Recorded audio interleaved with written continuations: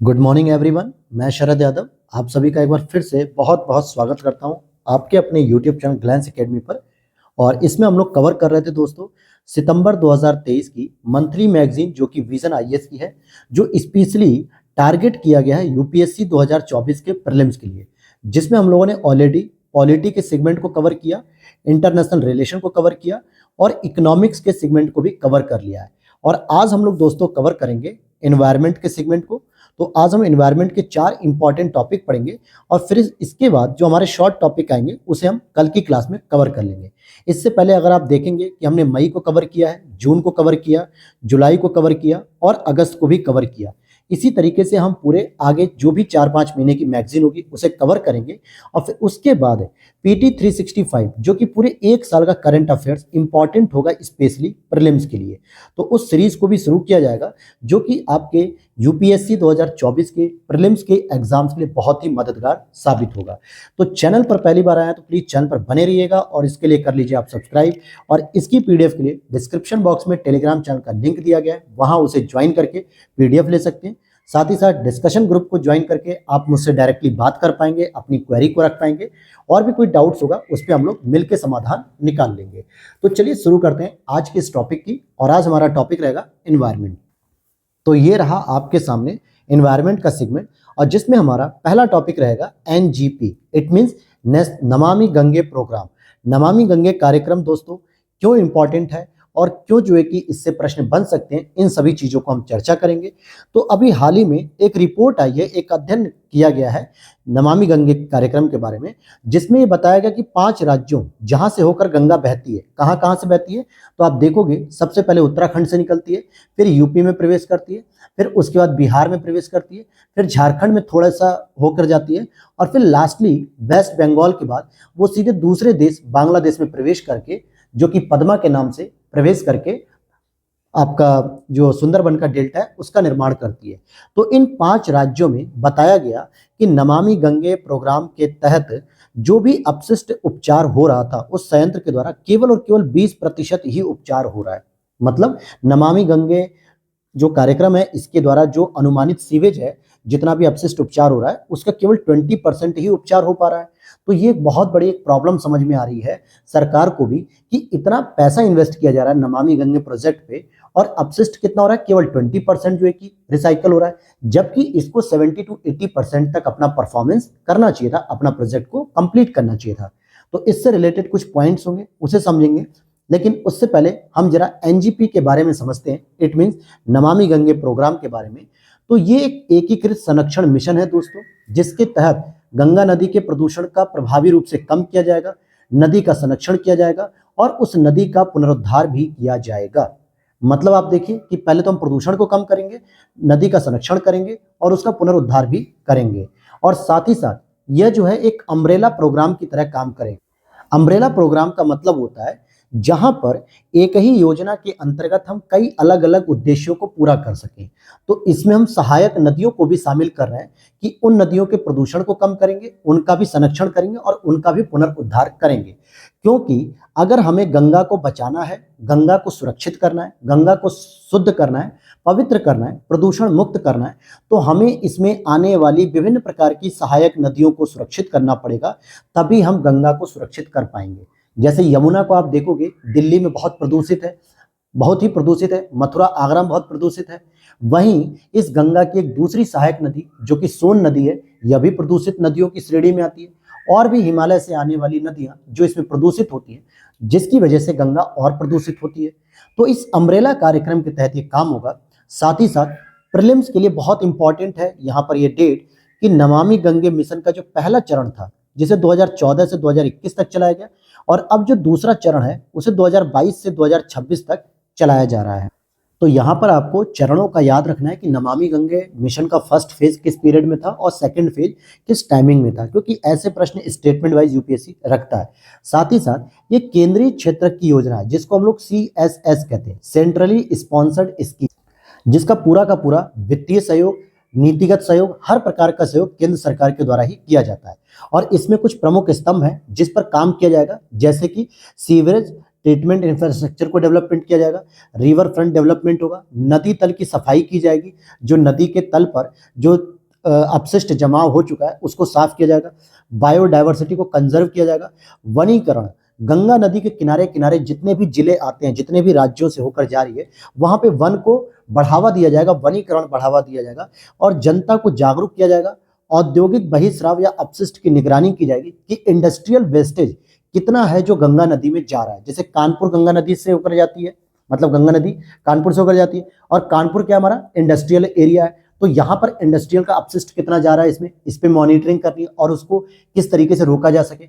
बनारस को आप देखोगे तो ये हमारी एक धार्मिक और पवित्र नगरी है, तो यहाँ पर लोगों को जागरूक करना जरूरी है, क्योंकि अभी छठ की पूजा आयोजित हुई थी, देव दिवाली होने वाली 2 दिन बाद, दीपावली का त्यौहार हुआ, बहुत सारे त्यौहार ऐसे होते रहते हैं जिसकी वजह से हम कार्बनिक तौर पे अपशिष्ट पदार्थों का संचय करते हैं, अपशिष्ट पदार्थों का वेस्टेज फैलाते हैं नदी में।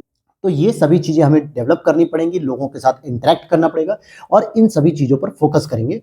साथ ही साथ ग्राम, जो गंगा ग्राम योजना, क्योंकि कई सारे ऐसे भी बड़े बड़े गांव हैं जहां से नदियां जाती हैं और उन लोगों की आजीविका का साधन ही गंगा नदी है, तो उनको भी जो है कि इससे जोड़ा जाएगा और उनको भी जागरूक किया जाएगा कि हम गंगा नदी को कैसे स्वच्छ और कैसे पवित्र बना सकते हैं। तो इन सभी चीजों पे हम मिलकर काम करेंगे पूरा का पूरा। और अगर हम बात करें कि ये किन 5 राज्यों से होकर जाती है, तो उत्तराखंड के गंगोत्री से इसका उद्गम होता है, फिर उत्तर प्रदेश में प्रवेश करती है और उत्तर प्रदेश में जो ये प्रवेश करती है दोस्तों, तो ये प्रवेश करती है आपके बिजनौर से। कहाँ से? बिजनौर से। फिर झारखंड, बिहार और पश्चिम बंगाल। अच्छा, बिहार में कहाँ से निकलती है? तो हमारा एक छोटा सा जिला है बलिया, बलिया के बाद ये बिहार में एंट्री करती है। और पश्चिम बंगाल में इससे एक हुगली नाम की एक नदी निकलती है जिसको हम वितरिका कहते हैं, डिस्ट्रीब्यूटरी कहते हैं, जो गंगा नदी का ही एक पार्ट है, एक अलग हो जाती है नदी। तो ये 5 राज्य इसमें शामिल हैं। अब इन सब चीजों के आगे हम देखते हैं कि जो नमामि गंगे प्रोग्राम है, इनके लिए क्या चुनौतियां आ रही हैं। तो पहली चुनौती है कि परियोजनाओं के कार्यान्वयन में बहुत देरी की जाती है। जैसे इसके लिए जो विकास के लिए भूमि मिलने में देरी हो रही है, राष्ट्रीय राजमार्ग प्राधिकरण या रेलवे, इनसे स्वीकृति मिलने में देरी होती है। वहीं खराब वित्तीय प्रबंधन। बताया जा रहा है कि जो नमामि गंगे मिशन है या प्रोग्राम है, इसके तहत 37,396 करोड़ रुपए को जो है कि मंजूरी दी गई थी कि इतना प्रोजेक्ट के लिए पैसा दिया गया है, इसको खर्च करके सही किया जा सके। लेकिन हुआ क्या? केवल और केवल जून 2023 तक 14,745 करोड़ रुपए ही जारी किए गए, जो कि राज्य सरकारें क्या करती हैं, धन के लिए केंद्र सरकार पर निर्भर है। जब केंद्र सरकार ही सही से वित्तीय मैनेजमेंट नहीं कर रही है, जितना अनुमोदित बजट है उसको पास ही नहीं कर रही है, तो सोचिए वो गंगा के लिए कैसे काम हो पाएगा। तो ये भी एक प्रॉब्लम है। अब यहाँ पर और भी चुनौतियों में अगर हम देखते हैं तो अपर्याप्त सीवेज उपचार, जैसे अनुपचारित सीवेज हैं, उद्योगों से निकलने वाले प्रदूषित अफवाह को अभी भी गंगा नदी या उसकी सहायक नदियों में छोड़ा जाता है। बहुत सारी इंडस्ट्री कहती है कि हम गंगा नदी में जो है कि अपशिष्ट को नहीं छोड़ते, लेकिन आप नोटिस करो ना, दिल्ली में बहुत सारा कचरा यमुना नदी में छोड़ा जा रहा है, इंडस्ट्रियल कचरा, और यमुना अल्टीमेटली प्रयागराज में जाके गंगा से मिलती है और वो उसकी सहायक नदी है। तो कहीं ना कहीं अपवाहित रूट से, अपवाहित मार्ग में यमुना का कचरा गंगा में प्रवेश करता है। सोन नदी, आप देख सकते हो कि सोनभद्र में रेणुकोट, हिंडाल्को इंडस्ट्रीज हैं, कोयला खनन करती हैं। जितना भी अपशिष्ट पदार्थ है वो सारा का सारा इंडस्ट्रियल वेस्टेज कहाँ जा रहा है? सोन नदी में। सोन नदी अल्टीमेटली पटना में जाकर पहलेजा घाट पर मिल जाती गंगा से, तो वहां पे फिर गंगा में जो है कि कचरा हो रहा है। और आपको पता है कि डॉल्फिन, जो कि गंगा नदी में मुख्य रूप से पाई जाती है, राष्ट्रीय दर्जा मिल चुका है उसे, वो स्वच्छ पानी में ही केवल रहती हैं। लेकिन गंगा नदी जैसे जैसे प्रदूषित हो रही है तो डॉल्फिन की संख्या भी कम हो रही है। तो ये भी एक पर्यावरणीय और इकोसिस्टम के तहत एक चुनौती आ रही है सामने। तो ये सब चीजें, गवर्नेंस संबंधी मुद्दे कि राज्य और राष्ट्रीय स्तर पे प्राधिकरणों की मौजूदगी है जिसकी वजह से कार्यों का दोहराव होता है। भागीदारी का अभाव, निजी संस्थाएं और नागरिक समाज आज भी बढ़ चढ़कर हिस्सा नहीं ले रहा है, केवल गंगा नदी को अपने कार्यों के लिए प्रयोग कर रहा है, चाहे वो किसी का पिंडदान करना हो। जैसे हम लोग कहते हैं ना कि जब कोई व्यक्ति मर जाता है तो लाश फूकते हैं, फिर उसके बाद गंगा में अस्थियों को बहा देते हैं, वहां पे भोजन कराते हैं, पिंडदान करते हैं, या फिर धार्मिक भावना हो, या फिर इंडस्ट्रियल वेस्टेज हो। बहुत सारे ऐसे कारक हैं जिसकी वजह से लोग अपने स्वार्थों के लिए नदी का प्रयोग कर रहे हैं और उसको दूषित कर रहे हैं। लेकिन कोई भी संस्था या समाज, सिविल सोसाइटी आगे बढ़ के उसे पवित्र करने के लिए नहीं बढ़ रही है। तो ये एक प्रॉब्लम है। तो अब हम इन सभी के बीच आगे की राह को पढ़ने से पहले जरा यहाँ पर जो एक कॉन्स्टिट्यूशनल मतलब कि सांविधिक बॉडी है उसको जरा हम पढ़ लेते हैं। क्या है बॉडी का नाम? राष्ट्रीय स्वच्छ गंगा मिशन, NMCG। ध्यान दीजिएगा, इसको सोसाइटी पंजीकरण अधिनियम 1860 के तहत 2011 में सोसाइटी के रूप में पंजीकृत किया गया और इसकी दो स्तर पे प्रबंधन होता है। एक तो शासी परिषद गवर्निंग बॉडी, दूसरी एग्जीक्यूटिव कमेटीज होती है। गंगा नदी संरक्षण के लिए पर्यावरण संरक्षण अधिनियम 1986 के तहत 5 स्तर की संरचना बनाई गई, जिसमें राष्ट्रीय गंगा परिषद, गंगा नदी पर अधिकार प्राप्त कार्यबल, राज्य गंगा समितियां, जिला गंगा समितियां, ये सभी चीजें इसमें शामिल है। मुख्य कार्य क्या है कि गंगा नदी में अनिवार्य पारिस्थितिकी प्रवाह इकोलॉजिकल फ्लोज की मात्रा को बनाए रखना। इट मीन्स गंगा नदी में जो जल है उसकी मात्रा को सही रूप से बनाए रखना, उसका फ्लो सही होना चाहिए। वहीं गंगा नदी के प्रदूषण में प्रभावी रूप से कमी करना और उसका कायाकल्प यानी उसका पुनर्उद्धार करना इसका प्रमुख उद्देश्य है। साथ ही साथ एक इंपॉर्टेंट प्रीलिम्स का क्वेश्चन बता रहा हूं आपको, पूछा जा सकता है राष्ट्रीय गंगा नदी बेसिन परियोजनाओं को लागू करने के लिए जो वित्तीय सहायता है वो कौन सी अंतर्राष्ट्रीय संस्था दे रही है? तो वर्ल्ड बैंक दे रही है। तो गंगा नदी को सुधारने के लिए, पुनरुद्धार करने के लिए वर्ल्ड बैंक हमें वित्तीय सहायता प्रदान कर रही है, तो ये भी आपको पता रहना चाहिए। वहीं साथ ही साथ आप देखोगे कि गंगा की सफाई के लिए कुछ और भी पहल शुरू की गई है सरकार के द्वारा, जैसे स्वच्छ गंगा कोष हो गया जिसका गठन 2014 में किया गया, राष्ट्रीय गंगा नदी बेसिन प्राधिकरण, हालांकि 1986 के प्रावधानों के तहत इसका गठन किया गया था, पर्यावरण संरक्षण अधिनियम 2016 में इसे भंग कर दिया गया और इसका नया नाम बना दिया गया है कि गंगा नदी के कायाकल्प, संरक्षण और प्रबंधन के लिए राष्ट्रीय परिषद या राष्ट्रीय गंगा परिषद नए नाम से बना दिया गया। वहीं गंगा नदी में अपशिष्ट के प्रवाह पर प्रतिबंध लगाने के लिए 2017 में जो है कि शुरू किया गया NGT को, और अन्य देशों के साथ सहयोग जैसे ऑस्ट्रेलिया, यूनाइटेड किंगडम, जर्मनी आदि के साथ सहयोग किया जा रहा है। तकनीकी स्तर पे, प्रौद्योगिकी स्तर पे, वित्तीय स्तर पे और सामान्य जन जागरूकता के स्तर पर हम कहीं ना कहीं इन देशों के साथ सहयोग भी बढ़ावा दे रहे हैं। वहीं अगर आप बात करोगे कि नमामि गंगे के तहत गंगा के कायाकल्प के लिए क्या क्या उपाय अपनाए जा सकते हैं, तो एक तो निर्मल गंगा उपाय है, अविरल गंगा है, जन गंगा है, ज्ञान गंगा है, अर्थ गंगा है। अर्थात अर्थ गंगा का मतलब हो गया कि जीरो बजट प्राकृतिक खेती को अपनाइए, तो जो केमिकल वेस्टेज है वो आपका गंगा नदी में नहीं जाएगा, जिसके साथ साथ आजीविका का सृजन करना और जन भागीदारी को भी हमें बढ़ावा देना है। साथ ही साथ सांस्कृतिक विरासत और पर्यटन को बढ़ावा देना। अब बनारस में जब पर्यटन बढ़ता है तो दशाश्वमेध घाट हो गया, मणिकर्णिका घाट हो गया, नमो घाट हो गया, जो खिड़किया घाट का नया नाम कर दिया गया, इस तरीके के घाटों पर पर्यटन और सांस्कृतिक विरासत को बल मिलता है, तो ये चीज देखनी है। वहीं आप अगर देखो कि निर्मल गंगा के तहत सीवरेज अवसंरचना को सिस्टम सही किया जाए, औद्योगिक प्रदूषक को रोका जाए, अपशिष्ट जल का पुनर्चक्रण किया जा सके, ग्रामीण स्वच्छता को बढ़ावा दीजिए, ठोस अपशिष्ट का प्रबंधन करना चाहिए, ये सभी चीजें हमें करनी पड़ेंगी। तो ये और भी उपाय हैं जो आप देख सकते हैं। और अब हम आगे की राह में देख सकते हैं कि प्रमाणीकरण जरूरी है। जो भी सीवरेज ट्रीटमेंट प्लांट्स अगर काम कर रहे हैं तो उनकी दक्षता, उनकी विश्वसनीयता, उनकी प्रौद्योगिकी के मापदंडों का एक प्रमाणीकरण होना चाहिए। राजस्व सृजन, जल को एक मूल्यवान वस्तु के रूप में मान्यता देकर जल की बचत की जाए और इसके माध्यम से धन जुटाने का प्रयास किया जाए। स्थानीय जल निकाय जैसे तालाब, झील, आर्द्र भूमि का भी पुनर्उद्धार करना जरूरी है, क्योंकि झील, तालाब, आर्द्र भूमि कहीं ना कहीं अगर आप पूरे 5 राज्यों में देखोगे तो गंगा से कनेक्टेड हो सकते हैं। भूमि अभिलेखों का मानचित्रण और अपडेशन करना, अर्थात गंगा नदी और उसकी जो सहायक नदियां हैं जिसको हम लोग कहते हैं गंगा नदी का अपवाह तंत्र, पूरा का पूरा एक जो सिस्टम है गंगा नदी का, उस चीज को हमें समझना पड़ेगा, गंगा नदी के पूरे अपवाह सिस्टम को, और उसकी पूरी मानचित्रण करना पड़ेगा, मैपिंग करनी पड़ेगी कि कहाँ कहाँ पे कौन कौन सी इंडस्ट्रीज हैं, कौन कौन से धार्मिक स्थल है, कौन कौन से ऐसे मानव जनित कारक हैं जहाँ से सहायक नदियाँ और गंगा मुख्य नदी के रूप में प्रदूषित हो रही है। तो ये हमें पूरा एक रिकॉर्ड बनाना पड़ेगा और छोटी छोटी जो जलधाराएं हैं, छोटी सहायक नदियां हैं, इनके भी हम पुनरुद्धार के लिए काम कर सकें। अन्य रणनीतियों में आप नदियों को आपस में जोड़िए, रिवर फ्रंट्स का निर्माण करिए, शौचालयों की उपलब्धता, क्योंकि आज भी आप गांव में देखोगे तो बहुत लोग जो है कि गंगा के किनारे रेत के मैदान पर जाते हैं शौचालय करने, शौच करने के बाद क्या करते हैं, धोने के लिए गंगा नदी के ही किनारे बैठ जाते हैं। बहुत सारी आप भोजपुरी मूवीज में भी देखोगे ऐसे सीन को दिखाया गया है जिसमें किसी न किसी नदी या तालाब के किनारे बैठ के इस तरीके की क्रिया की जा रही है, और ये शौचालय की कमी की वजह से हो रहा है। तो शौचालयों की स्थापना करिए, गांव को ODF+ का दर्जा दीजिए, मतलब ओपन डेफिशिएंसी जो है कि गांव में खुले शौच मुक्त बनाने चाहिए। तो ये सभी चीजें करनी पड़ेंगी, जिसके साथ हम नमामि गंगे प्रोग्राम को कहीं ना कहीं जमीनी स्तर पे अच्छे से लागू कर पाएंगे।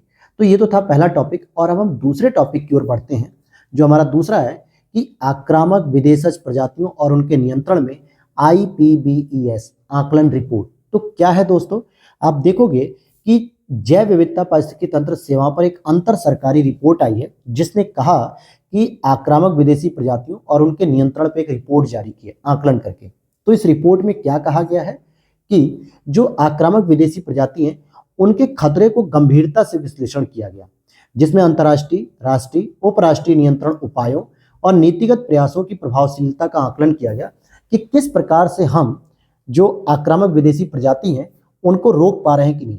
अब आपके दिमाग में आएगा, सर ये तो समझ में आ गया, लेकिन आक्रामक विदेशी प्रजाति किसकी बात कर रहे हो? किसी मनुष्य की बात कर रहे हो, किसी जंतु की बात कर रहे हो, किसी पौधे की बात कर रहे हो, किसी वायरस की बात कर रहे हो, किसकी बात कर रहे हो? तो चलिए समझते हैं।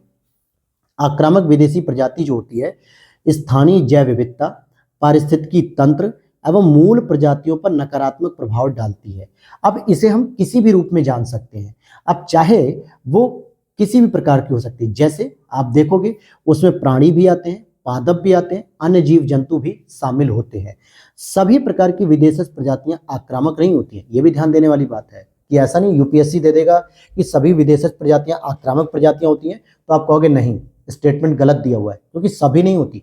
कुछ तो हमारे लिए उपयोगी और लाभप्रद होती हैं, लेकिन कुछ विदेशज प्रजातियां, चाहे वो प्राणी, पादप, जीव जंतु, इस तरीके के होते हैं जो कहीं ना कहीं स्थानीय जैव विविधता को खतरा में पैदा कर देते हैं, खतरा डाल देते हैं।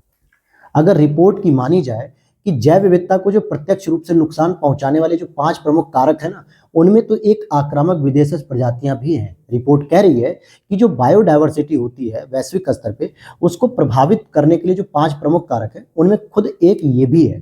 तो बाकी अन्य 4 क्या है? भूमि और समुद्री उपयोग में परिवर्तन जो हो रहा है, जैव संसाधनों का अत्यधिक दोहन हो रहा है, जलवायु परिवर्तन हो रहा है, प्रदूषण, ये सभी वो 4 और 5 कारक हैं जो बायोडायवर्सिटी को प्रभावित करते हैं।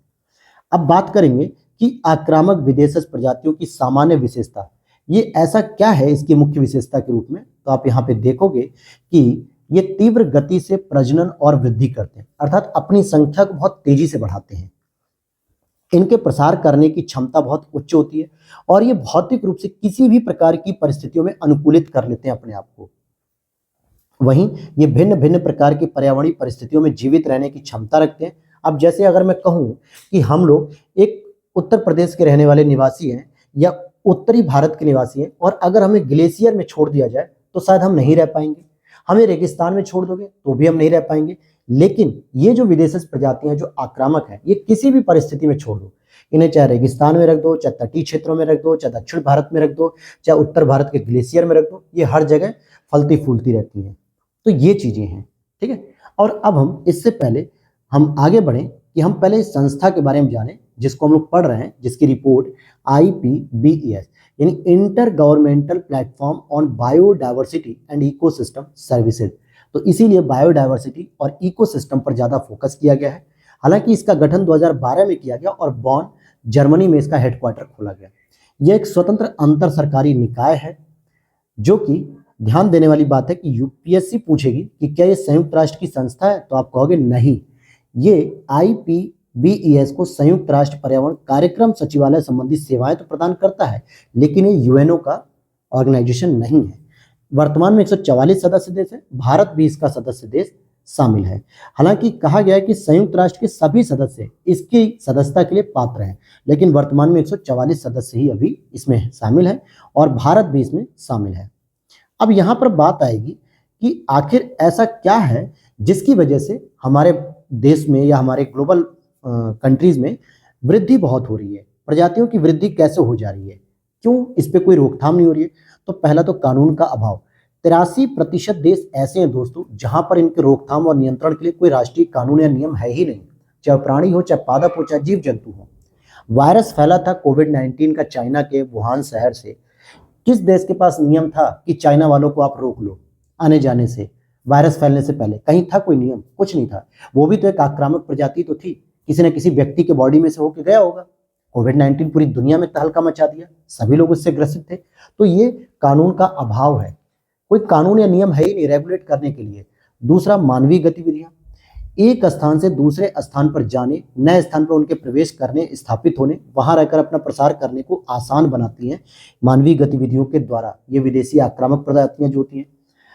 वैश्विक व्यापार कहें तो आयातित वस्तुओं की जो मात्रा होती है दोस्तों और आक्रामक विदेशी प्रजातियों की संख्या के बीच एक सीधा संबंध होता है। कहा जाता है कि आप जितना भी अधिक मात्रा में वस्तुओं का आयात करोगे, उन वस्तुओं के साथ साथ कहीं ना कहीं आक्रामक विदेशी प्रजातियों का आना लगभग तय होता है, क्योंकि वर्ड ही है दोस्तों विदेशी प्रजाति। और विदेशी प्रजाति चाहे विदेशी वस्तु चाहे विदेशी सेवा, जब हम इसे आयात करते हैं तभी ये भारत में आती है। कोविड-19 भी विदेशी प्रजाति थी, जो कि आ रहे थे लोग चाइना कोरिया से, तो हमारे यहाँ भी बढ़ गया। जलवायु परिवर्तन की बात करें तो कई विदेशज प्रजातियों के लिए नए क्षेत्रों में अपना प्रसार करना, स्थापित होना आसान हो गया है जलवायु परिवर्तन के कारण। तो ये भी जो है कि एक चुनौती हो रही है। तो इसी वजह से इन प्रजातियों का बहुत ज्यादा मात्रा में वृद्धि हो रही है। हालांकि इनका प्रभाव क्या होता है, तो अगर हम देखें कि पर्यावरण को कितना नुकसान पहुंचा रही है ये, तो आप देखोगे कि स्थानीय पादप जीव जंतुओं की प्रजातियों पर विनाशकारी प्रभाव पड़ता है और मानव वन्य जीव संघर्ष देखने को मिलता है। आक्रामक विदेशी पादप, विशेष रूप से वृक्ष और घास, कभी कभी इतने सूख जाते हैं कि एक छोटी सी चिंगारी भी भीषण वन अग्नि अर्थात जंगल की आग, जिसे हम दावानल कहते हैं, ठीक है, दावानल, इसका रूप ले लेती है। तो पर्यावरण को नुकसान पहुंचता है, क्योंकि जो हमारे यहाँ की स्थानीय पादप प्रजातियां हैं, जीव जंतु है, ये एक विनाशकारी प्रभाव पड़ता है इन पर।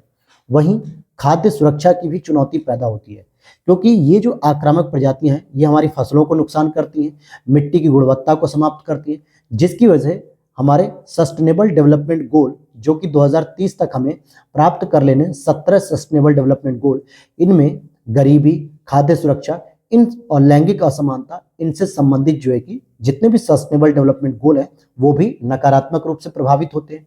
तो ये भी आप प्रभाव देख पा रहे हो उनका। सामाजिक प्रभाव की बात करें तो आक्रामक विदेशी प्रजातियों के प्रबंधन हेतु जो मूल निवासी होते हैं देशज लोग, उनका ज्ञान बहुत सीमित होता है।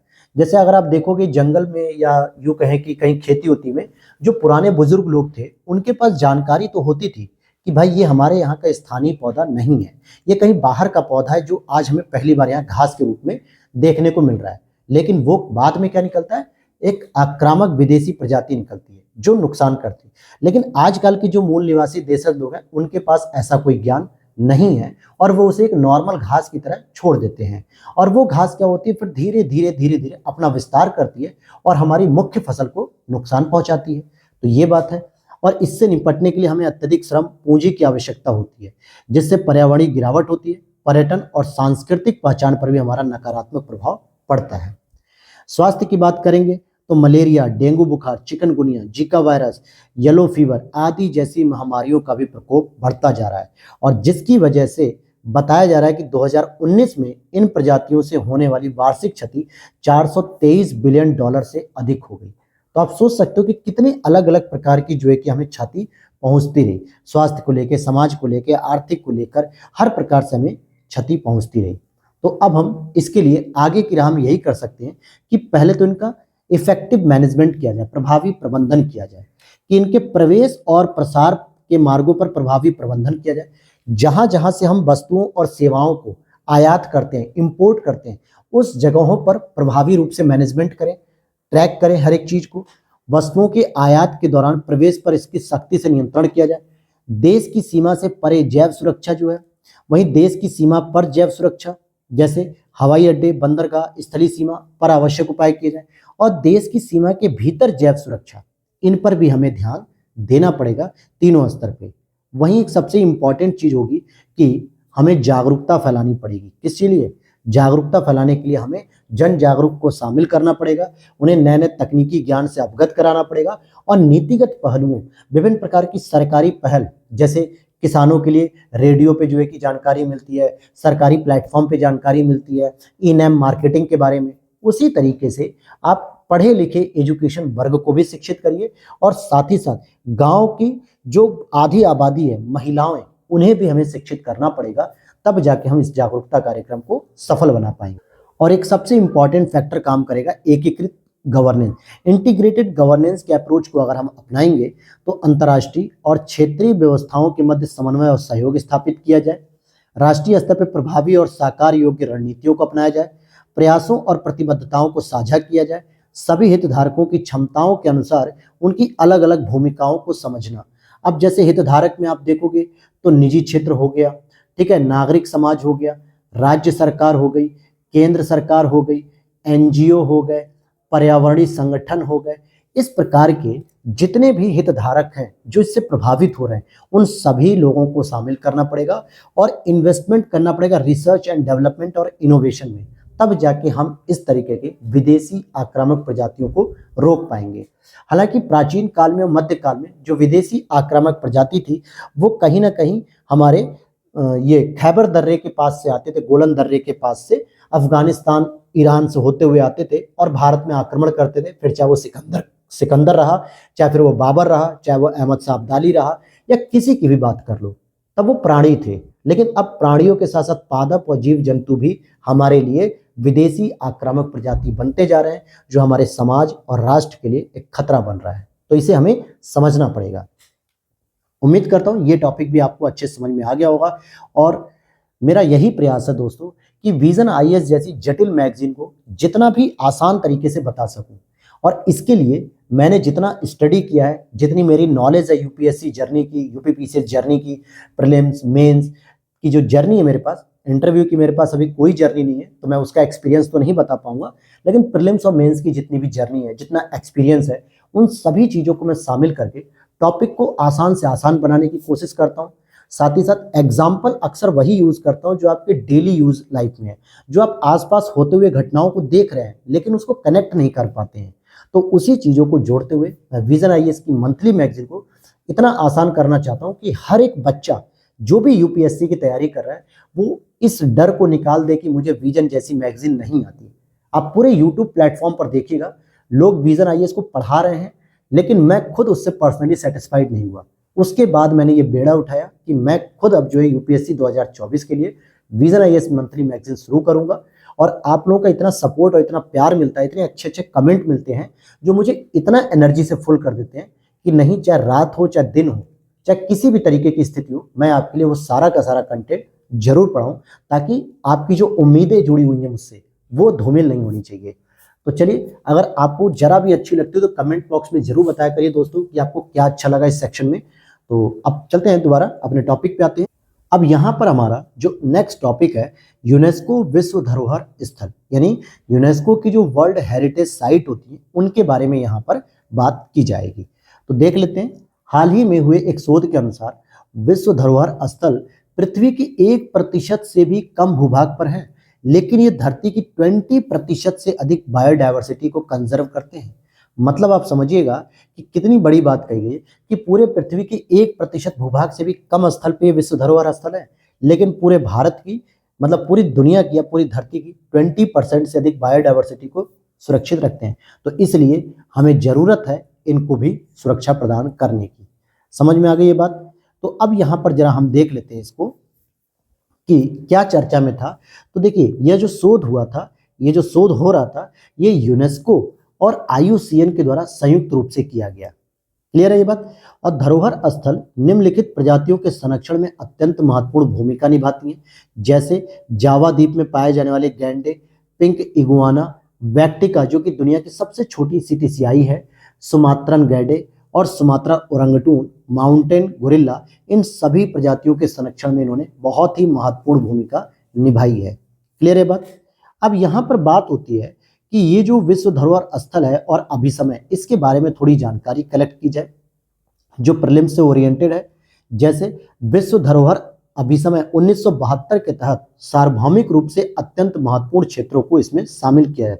तो किसे हम विश्व धरोहर स्थल कहते हैं? जो सार्वभौमिक रूप से अत्यंत महत्वपूर्ण, सार्वभौमिक मतलब पूरे समाज के लिए, पूरी दुनिया के लिए महत्वपूर्ण होनी चाहिए। और उसके लिए हम अभिसमय किस वर्ष का यूज करते हैं? 1972 का। वर्तमान में अगर हम देखें 27 सितंबर 2023 तक 1199 धरोहर स्थल शामिल हो चुकी पूरी दुनिया में, जिसमें 3 कैटेगरी हैं, एक तो कल्चरल, दूसरा नेचुरल, तीसरा मिक्स्ड। भारत में अगर हम बात करें तो 42 विश्व धरोहर स्थल हैं, जिसमें 34 सांस्कृतिक विश्व धरोहर स्थल हैं, 7 प्राकृतिक हैं और एक मिश्रित है। तो इस प्रकार से 42 विश्व धरोहर हमारे यहाँ शामिल हो चुकी है। अब आपके लिए एक टास्क देता हूं कि मिश्रित श्रेणी में कौन सा है जो भारत का एकमात्र है। ये आपको अभी इसी समय आपको कमेंट सेक्शन में उत्तर बताना है, क्योंकि इसी लेक्चर के लास्ट होते होते इसका उत्तर आपको मिल जाएगा अगर आप ध्यान से सुन रहे होंगे तो। अब यहां पर हम देखते हैं कि जैव विविधता के संरक्षण के लिए विश्व धरोहर स्थल इतने महत्वपूर्ण क्यों है। क्योंकि बायोडायवर्सिटी लगभग 20% से अधिक ये कंजर्व करते हैं, सुरक्षित रखते हैं अपने पास। तो इनको महत्वपूर्ण तो बनाना ही पड़ेगा, क्योंकि इनका संरक्षण करना पड़ेगा। तो पहला कि व्यापक और विविध क्षेत्रों को ये शामिल करते हैं। अगर आप देखोगे तो ये चाहे प्राकृतिक स्तर की हो, सांस्कृतिक धरोहर हो या मिश्रित धरोहर, तीनों ही प्रकार के धरोहर के स्थलों को इसमें ये शामिल करते हैं। भारत का कंचनजंगा राष्ट्रीय उद्यान जो है वो मिश्रित धरोहर का स्थल का उदाहरण है। और यही मैंने आपसे पूछा था कि कौन सा एक मिश्रित धरोहर स्थल है भारत का, तो ये था। वहीं क्षेत्रीय योजना कार्यक्रम भी है, जिसमें पक्षकार देशों को धरोहर स्थलों के संरक्षण और रीजनल प्लानिंग प्रोग्राम के साथ एकीकृत करने के लिए प्रोत्साहित किया जाता है कि क्षेत्रीय योजना कार्यक्रम में शामिल हुई है। वहीं विश्व धरोहर कोष की बात करें तो आपदाओं या प्राकृतिक आपदाओं के दौरान संरक्षण के लिए वित्त की तत्काल आवश्यकता को पूरा करता है। रिपोर्टिंग प्रणाली की बात करें तो विश्व धरोहर अभिसमय 1972 के तहत अपने विश्व धरोहर स्थलों के संरक्षण की स्थिति के बारे में विश्व धरोहर समिति और के समक्ष नियमित रूप से रिपोर्ट प्रस्तुत करनी होती है, जितने भी इसके पक्षकार देश हैं। जन भागीदारी की बात करेंगे तो इसमें जन भागीदारी को भी सुनिश्चित किया जाता है, उन्हें शैक्षिक और जागरूकता दी जाती है और नीतिगत कार्यवाहियों के द्वारा ही सरकार अंतर्राष्ट्रीय स्तर पर जो है कि कहीं ना कहीं यूनेस्को के साथ तालमेल बैठाने का प्रयास करती है। तो जैव विविधता के संरक्षण में विश्व धरोहर स्थल इतना इंपॉर्टेंट होता है दोस्तों। वहीं प्रकृति और संस्कृति के बीच में भी एक संतुलन स्थापित करती है, मजबूत संबंध रखती है, सकारात्मक संबंध रखती है, जिससे जैव विविधता बढ़ती है। लेकिन बात वही होती है कि यहाँ पर भी तो कुछ चुनौतियां हमें पढ़नी पड़ेंगी, जैसे एंडेंजर्ड यानी लुप्त प्राय प्रजातियों की आबादी में अभी भी गिरावट देखने को मिल रही है, क्योंकि प्राकृतिक कारक आ रहे हैं, जैसे बीमारियां, मानव जनित कारक, जैसे अवैध शिकार, वन्य जीवों की आबादी में गिरावट कर रही है। आप देखोगे कि वन्य जीव अधिनियम जो हम पढ़ते हैं उसके तहत जो है कि हम कई सारे पशुओं के शिकार को अवैध घोषित करते हैं, लेकिन फिर भी चोरी छुपे जो है कि बहुत सारे लोग जो एनिमल ऑर्गन्स होते हैं उनकी ट्रैफिकिंग करने के लिए, व्यापार करने के लिए उनका अवैध शिकार करते हैं। बीमारियों में आप देखोगे कोविड-19 में न जाने कितने लोग मारे गए, कितने धरोहर स्थल पर रहने वाली जो प्रजातियां थी वो मारी गई। साथ ही साथ अभी आप देखोगे कि एक जो मवेशी पशु थे उनको, स्पेशली गायों को एक बीमारी हो रही थी, याद नहीं आ रहा उसका मुझे नाम, देखिए, उस बीमारी से भी कहीं ना कहीं प्रॉब्लम आ रही थी। वहीं विकासात्मक गतिविधियां, लगातार हर देश अपने अपने स्तर पे राष्ट्रीय हितों को पूरा करने के लिए, अपनी आर्थिक व्यवस्था को सुधारने के लिए डेवलपमेंट की ओर बढ़ रहा है, इंफ्रास्ट्रक्चर की ओर बढ़ रहा है। तो जलाशय के निर्माण जैसी गतिविधियां बढ़ रही हैं, भूमि के विस्तार, कृषि भूमि का विस्तार हो रहा है, और साथ ही साथ कई जगह जो है कि इंडस्ट्रियल स्ट्रक्चर तैयार किए जा रहे हैं, नए नए हाईवे बनाए जा रहे हैं, खेतों में, जंगलों में रास्ते तोड़ तोड़ के नए नए हाईवे बनाने से भी जैव विविधता नकारात्मक रूप से प्रभावित हो रही है। तो ये भी एक चुनौती है। जलवायु परिवर्तन की वजह से 1 डिग्री सेल्सियस की वृद्धि हो रही है वैश्विक तापमान में।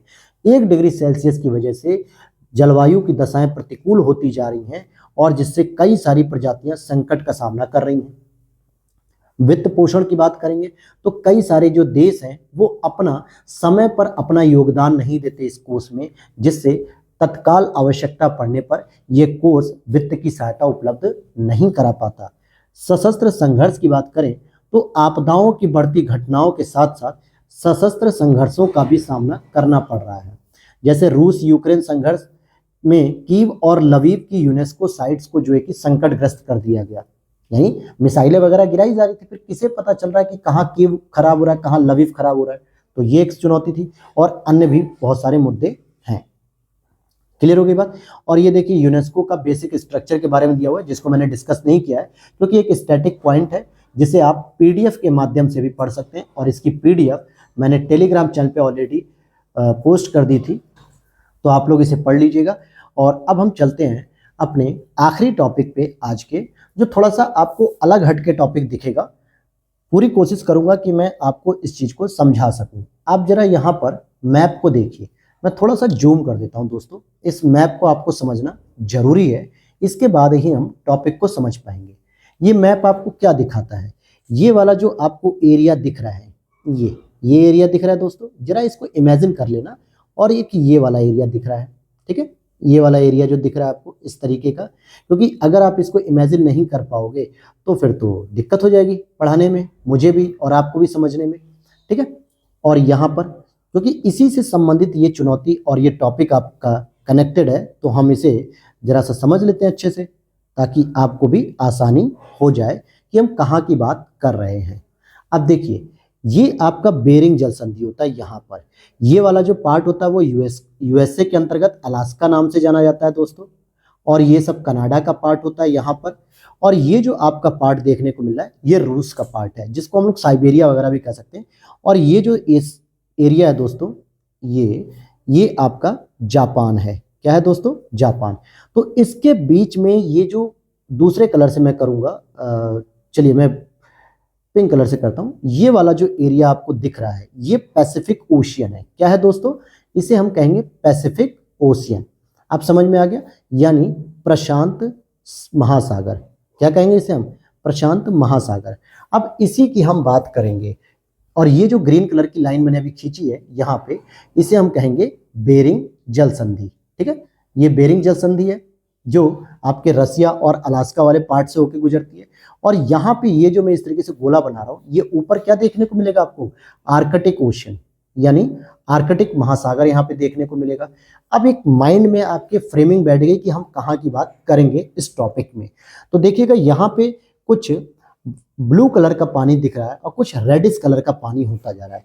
ब्लू कलर का सिंबल हो गया कि कूलर, अर्थात वो पानी ठंडा है, और जबकि जो रेड कलर का पानी आपको देखने को मिल रहा है वो वार्म है।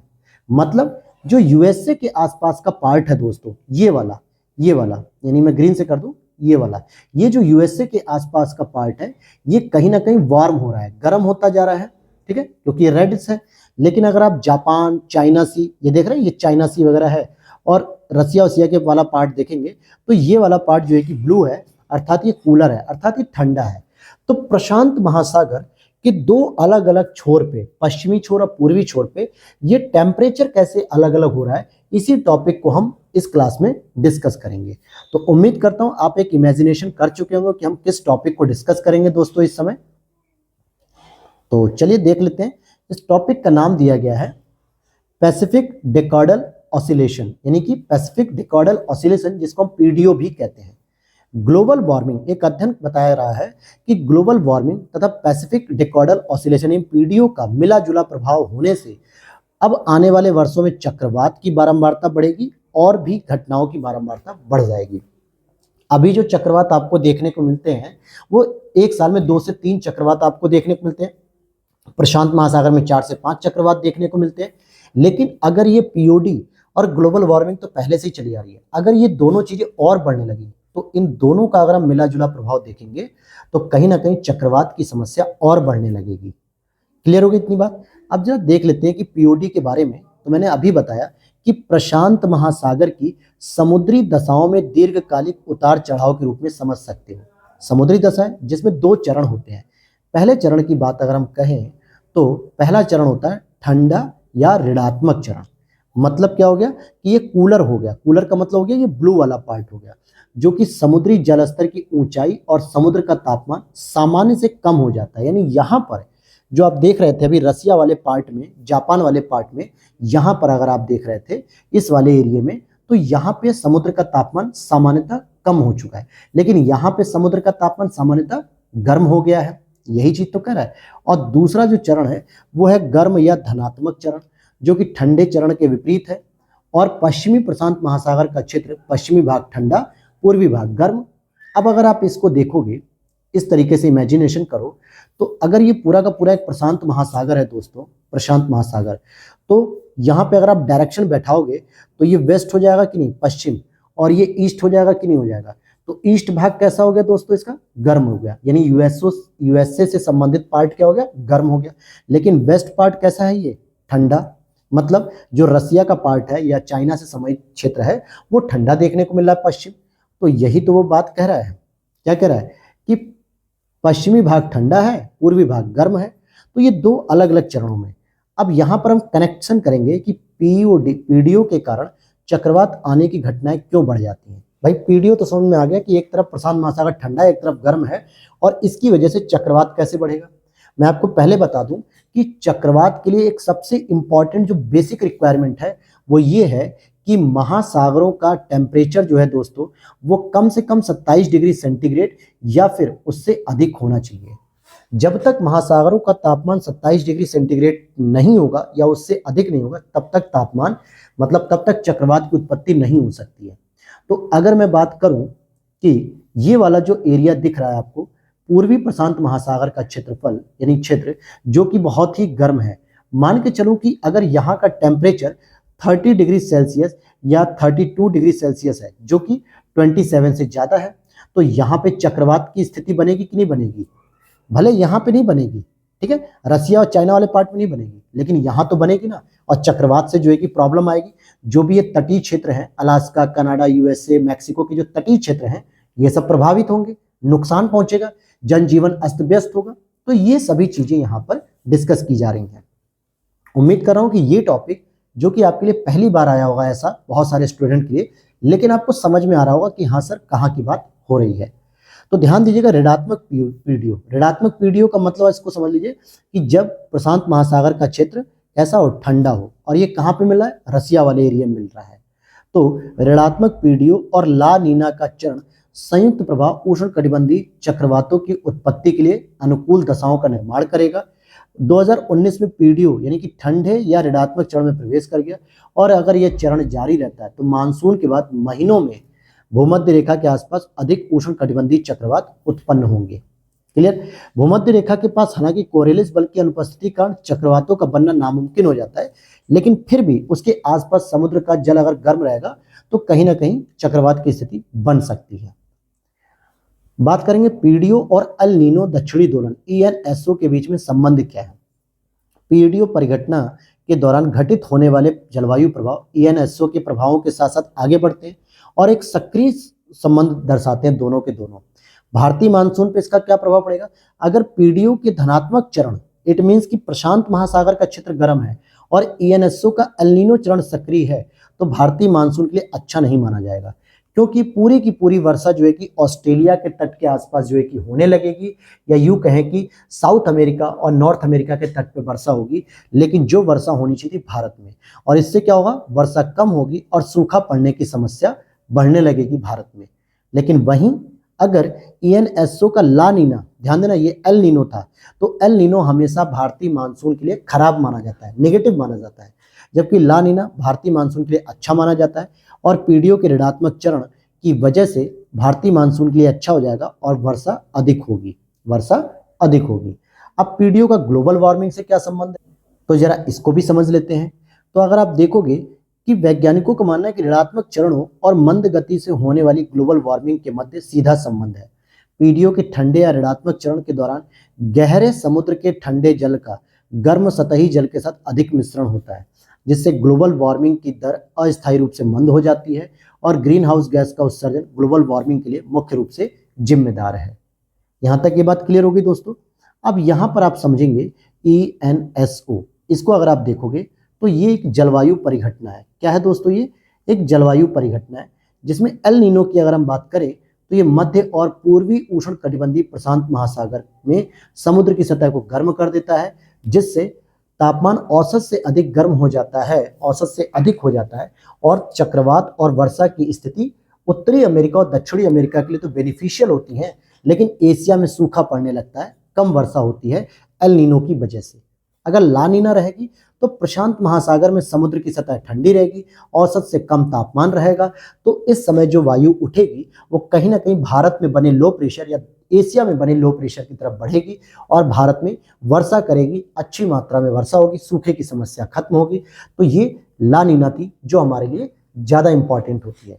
अच्छा, ये दोनों बनती कहाँ पे हैं, तो ये पेरू की जो जलधारा है ना, हम्बोल्ट की जलधारा जो चिली अर्जेंटीना के बॉर्डर पे दक्षिणी अमेरिका के तट पे, यहीं पर आसपास आपको देखने को मिलती है ला नीना और एल नीनो। हालांकि एल नीनो की जो घटना है वो 4 से 5 साल में एक बार होती है, ला नीना नॉर्मल होती है। लेकिन जैसे जैसे एल नीनो की समस्या बढ़ती जा रही है, इस घटना का चरण जो है कि बढ़ता जा रहा है, यानी हर 2 साल 3 साल पे अगर ये होगी तो भारत में हर 2 साल 3 साल पे सूखा पड़ने लगेगा और ये जल संकट के साथ साथ हमें खाद्य सुरक्षा में भी एक चुनौती खड़ा करेगा, क्योंकि भारतीय जो कृषि है दोस्तों वो मुख्य रूप से मानसून पर निर्भर है। जब बारिश आती है तो हम देखेंगे कि कृषि में एक चमक आ जाती है। जैसे ही मानसून लौट जाता है, खत्म हो जाता है, तो कृषि हमारी बोझिल सी हो जाती है, यानी कृषि हमारी सुस्त हो जाती है। तो भारतीय कृषि मानसून पर निर्भर है। तो ये बहुत सारी बातें हैं जो इंटरकनेक्टेड मैंने आपसे की, और इसी से संबंधित कुछ और भी छोटे छोटे टॉपिक्स हैं। जैसे एक चर्चा में रह रहा है, बहुत इस समय चर्चा में है, जिसका नाम है हीट वेव्स, समुद्री हीट वेव्स। ठीक है, MHW यानी मरीन हीट वेव्स। जब समुद्र के सतह का तापमान लंबे समय तक लगातार असामान्य रूप से उच्च बना रहता है तो उसी को हम समुद्री हीट वेव्स कहते हैं। ध्यान देना, हिंद महासागर जिसमें अरब सागर और बंगाल की खाड़ी में ये घटनाएं लगातार अब घटित हो रही हैं। मतलब बंगाल की खाड़ी और अरब सागर के जो तापमान है ना वो लगातार बढ़ते जा रहे हैं और लंबे समय तक जो है कि बढ़े हुए रह रहे हैं, जिसकी वजह से हीट वेव्स की समस्या आ रही है हमारे सामने। और अगर तापमान लगातार बढ़ा हुआ रहेगा तो सबसे पहली समस्या आएगी चक्रवात की, चक्रवात होने लगेगा। दूसरी समस्या आएगी कि जब यहाँ पर नमी खुद नहीं रहेगी तो जो हवाएं आएंगी भी मानसून के समय वो बारिश नहीं करा पाएंगी, ये भी एक प्रभाव होगा। क्योंकि समुद्र के किसी क्षेत्र विशेष की सतह का तापमान कम से कम 5 दिनों के लिए अगर औसतन 3 या 4 डिग्री सेल्सियस से अधिक बना रहता है तो उसी को हम समुद्री हीट वेव्स कहते हैं। जबकि विशिष्ट ऊष्मा जो है कि इसकी अधिक होती है, यानी ये धीरे धीरे गर्म होता है और धीरे धीरे ठंडा होता है समुद्र का पानी। लेकिन समुद्री हीट वेव्स में ये कंडीशन हमें देखने को मिल ही नहीं रही है। कई बार तो ऐसा होता है कि हफ्तों या वर्षों तक जारी रहता है और देखा जाता है कि तटीय क्षेत्रों से लेकर ये कई महासागरों तक देखने को मिलता है और एक दशक में, पिछले एक दशक में 50% इसकी वृद्धि हुई है। इसका प्रभाव क्या होगा कि समुद्री प्रजातियों की मौत होगी, क्योंकि जब टेम्परेचर बढ़ेगा तो उसमें रहने वाले जो प्रजाति हैं समुद्र के अंदर वो अत्यधिक टेम्परेचर में मरने लगेंगे। जैसे सबसे पहले आप देखोगे कि प्रवाल भित्ति, ध्यान देना, सबसे अधिक प्रॉब्लम आती है प्रवाल भित्ति, क्योंकि इनका प्रवाल विरंजन होना शुरू हो जाएगा, कलर इनका खत्म हो जाएगा। इट मीन्स कि सबसे पहली चीज यही समाप्त होगी, जो कि मछलियों का सबसे प्रमुख पोषक होता है, मछलियों का सबसे प्रमुख भोजन होता है। तो जब प्रवाल विरंजन होगा, प्रवाल भित्तियां ही समाप्त हो जाएंगी, तो पूरा का पूरा इकोसिस्टम ही चरमरा जाएगा, असंतुलित हो जाएगा समुद्र का। वहीं समुद्री प्रवासियों के प्रवास के मौलिक रूप में काफी बदलाव आएगा। प्रवाल विरंजन की घटनाओं में वृद्धि, देखो मैंने बताया, मौसम का पैटर्न भी नकारात्मक रूप से प्रभावित होगा और साथ ही साथ समुद्री तूफानों की प्रबलता में बदलाव आता है। तटीय क्षेत्रों में रहने वाले समुदायों को गंभीर नतीजे भुगतने पड़ेंगे। जो तट के समीप रहने वाले जो मत्स्य पालन करते हैं, मछली पालन, स्थानीय उद्योगों में जो सहयोग करते हैं, वो सभी चीजें प्रॉब्लमेटिक होंगी, उनकी आजीविका पर खतरा होगा और चक्रवात, हरिकेन जैसी की तीव्रता बढ़ेगी और बारंबारता बढ़ेगी। और बंगाल की खाड़ी में इसकी सक्रियता से उत्तर पश्चिम भारत में पर्याप्त वर्षा होती है, जिससे काफी समस्याएं भी पैदा होती हैं। तो ये तो थे आपके कुछ इंपॉर्टेंट टॉपिक, और अब हम यहाँ पर देखेंगे शॉर्ट न्यूज, जो कि इंपॉर्टेंट टॉपिक रहेंगे यहाँ पर, जिसको हम अगले 1 से 2 क्लास में कवर करेंगे, कल और परसों तक। तो मिलते हैं वीडियो में, नेक्स्ट वीडियो में। वीडियो अच्छी लगी तो दोस्तों बता दीजिएगा आप कमेंट करके, और लाइक जरूर कर देना ताकि हमें भी कुछ मोटिवेशन मिलता रहे। और चैनल पर पहली बार आए तो प्लीज सब्सक्राइब जरूर कर लेना। मिलते हैं नेक्स्ट वीडियो में। Thanks for watching.